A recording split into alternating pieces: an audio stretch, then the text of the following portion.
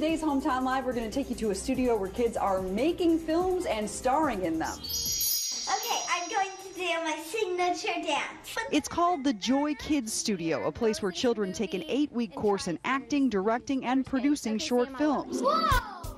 I have worked passionately with children for the last 25 years.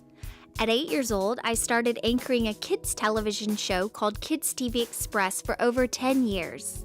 We did specials on Just Say No to Drugs, Kids with Cancer, and NASA. My mother is a world-renowned photographer, and I experienced the world through her lens. Later in my 20s, after training at the National Theater Institute, I decided I wanted to work with and teach children.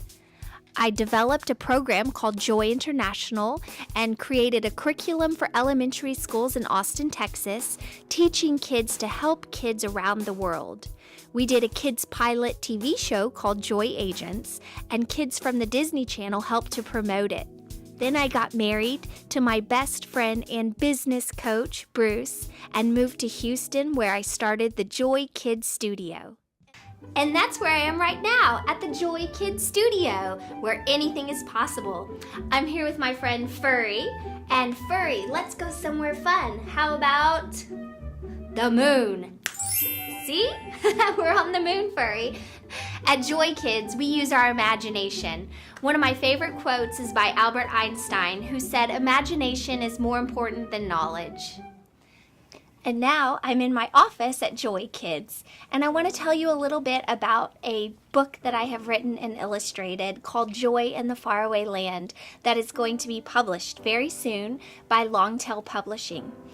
I actually wrote and illustrated the book over 15 years ago, and then I put it aside. It was a bit more challenging at the time to publish it, and this last year, I pulled it out, and it felt like this is the right time for this book. The whole story is about me and a little boy, Sergey, and how we make good friends, and it's really a book about spreading the message of friendship and loving one another.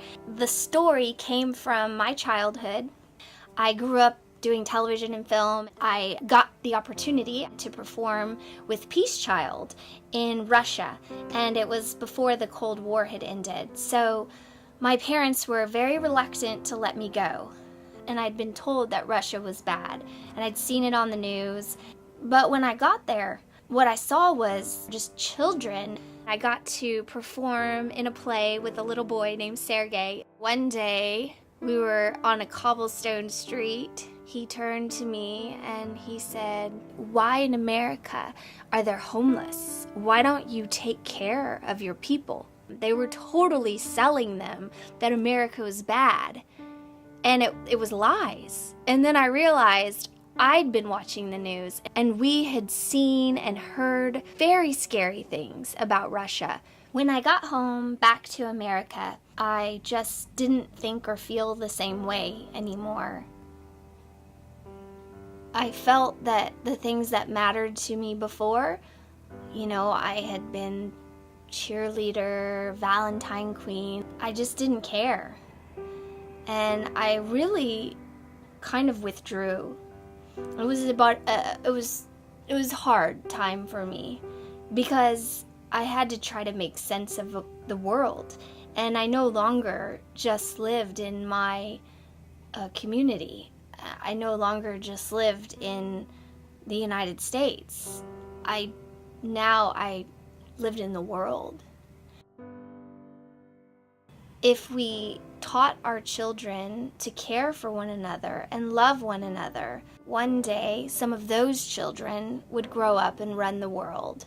Our politics may be different, our cultures, our religion. At the end of the day, I found a parent there wants the exact same thing for their child as they want here. They want them to grow up in a world where they're healthy and safe and can have a good life.